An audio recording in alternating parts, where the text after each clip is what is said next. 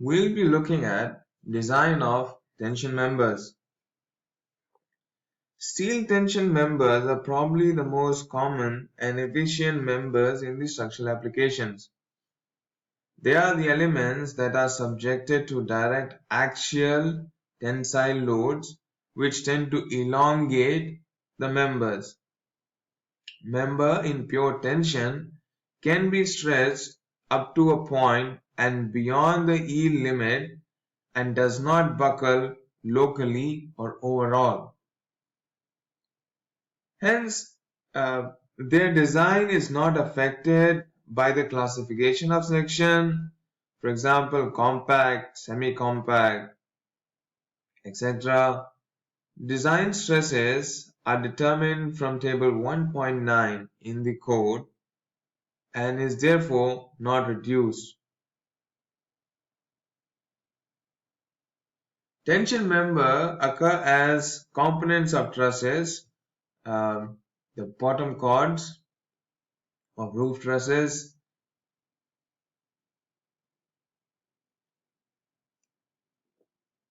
roof purlin systems, brace frames, and some truss web members and members in towers may carry tension under certain loading cases and may be subjected to compression for other loading cases. Steel cables are used in suspension bridges and in cable supported roofs. These cables are also used in towers, guide towers as power line poles where alignment changes occur. Now, in a suspended building, you have suspenders which are under tension members, which are under tension because of the constant pull. All the members highlighted in this slide here with the orange section are usually members that are subjected to tension. So bracings here in any brace frame or any brace structure will be subjected to tension.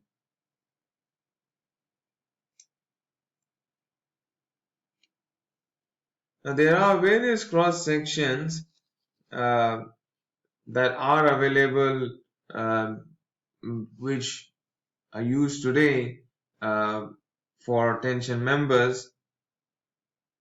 Now, structural T-section can be used as chord members of lightly loaded trusses.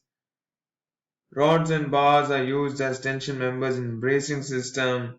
As mentioned earlier, sag rods are used to support purlins, to support girth in industrial buildings, or as longitudinal ties.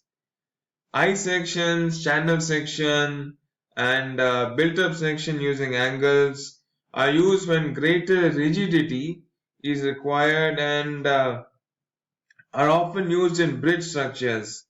The 4-angle section, this one here, are usually connected to 2 gusset plates. 2 channels may be arranged in say this section here to connect to a gusset plate at each flange. Various shapes may be made by welding plates together. Maybe 3 plates welded to form an I section. For example, here this can also be one example where 3 different plates are connected, or 3 plates connected to form a channel section here. Various other members can comprise of the cable and the rod members connecting each other by different types.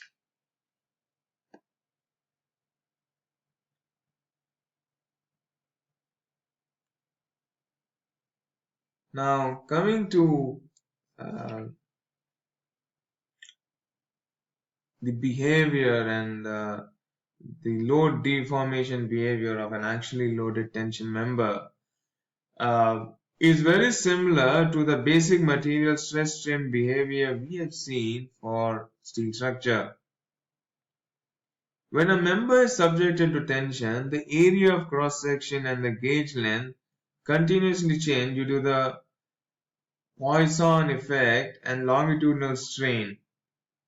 Stresses and strains can be calculated using the initial area of cross section, initial gauge length, also referred as the engineering stress and engineering strain, or using the current area of cross section and current gauge length, which is referred to as true stress and true strain.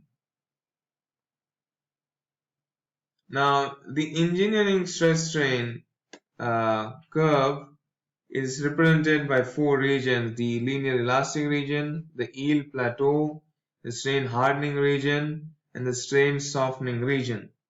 We'll come back to that in a minute. Now, I'd like to highlight a few things here. One, if you see this diagram of tension of a mild steel member, you can find that at the first point you reach the elastic. Beyond that, at say 250 is the strength of this yield limit of your steel here. Beyond that, the strain continues and so does the stress. It reaches an ultimate point beyond which it will not elongate further, and it fails at certain strength.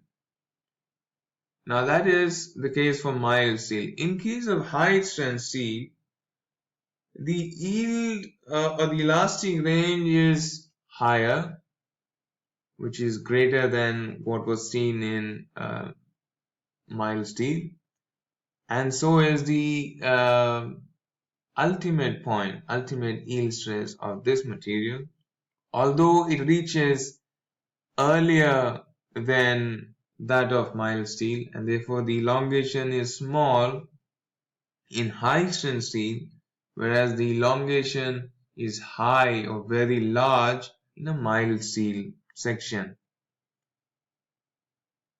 Now, section design intention. Like I was saying, we have the three major regions. Now, as loading is gradually applied, it goes through this point as the pointer moved from the initial stage to the next stage, that is reaching the ultimate point and beyond which it continues as the loading is applied. So we'll divide it into a few regions here. The yielding limit state and the ultimate point. Now the important point being the yielding of the cross area of this plate or this section that we have here. Now starting from the first,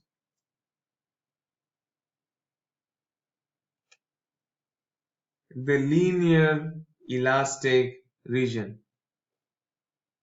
Stress is linearly proportional to strain.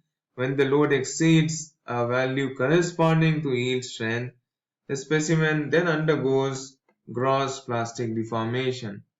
But in between, the volume of the specimen will remain constant during this plastic deformation, and as the specimen elongates, cross-section decreases uniformly along the gauge length.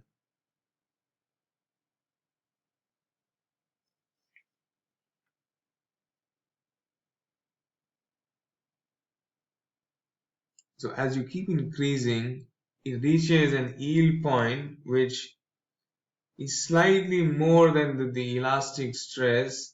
So it is in the elastic plastic region. Beyond that, if we continue, we reach a point of ultimate stress, which is in the plastic section.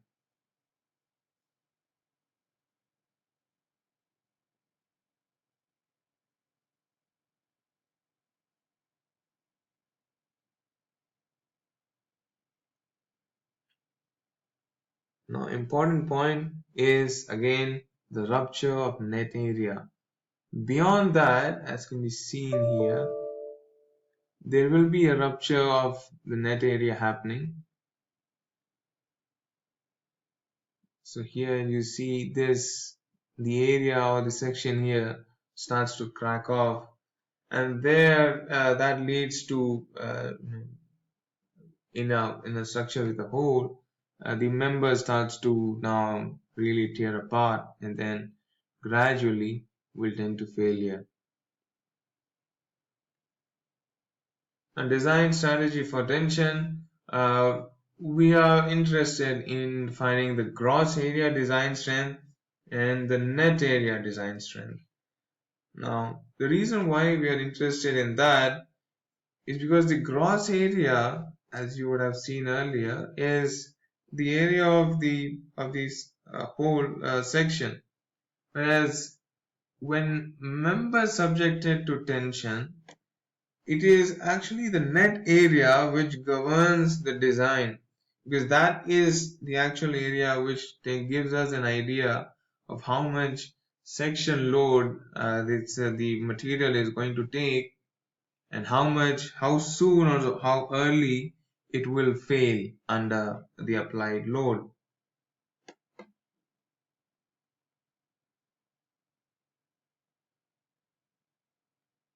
Now, for a plate with a hole, the net area is defined as B minus D into T, where B is the breadth of the width of the section, D is the diameter of the hole that you are having, and T being thickness. Increase the number of holes and you multiply 2 times the diameter in that linear section. Now that is why you have 2D, because there are 2 diameters in one single section here. Increase that, maybe now that is 1. If I increase it by a distance L, I will now have it as B minus D into T, because I look for the shortest path that failure can happen. So either it will happen along this side or this side, and therefore only D is considered. Whereas if it was at the same point in the same line, I would consider 2D.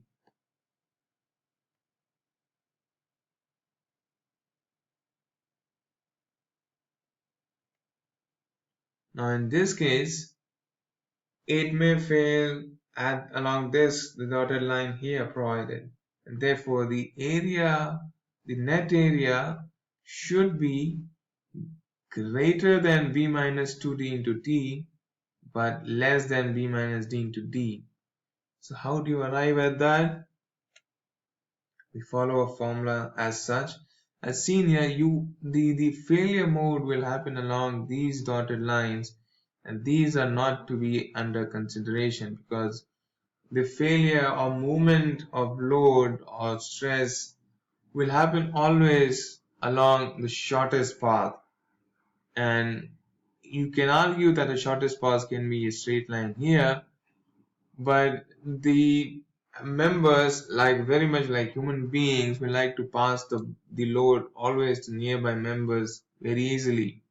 Therefore it crosses it gives load across this. So B minus ND remains, N being the number of uh, holes that you're having. P square is your pitch.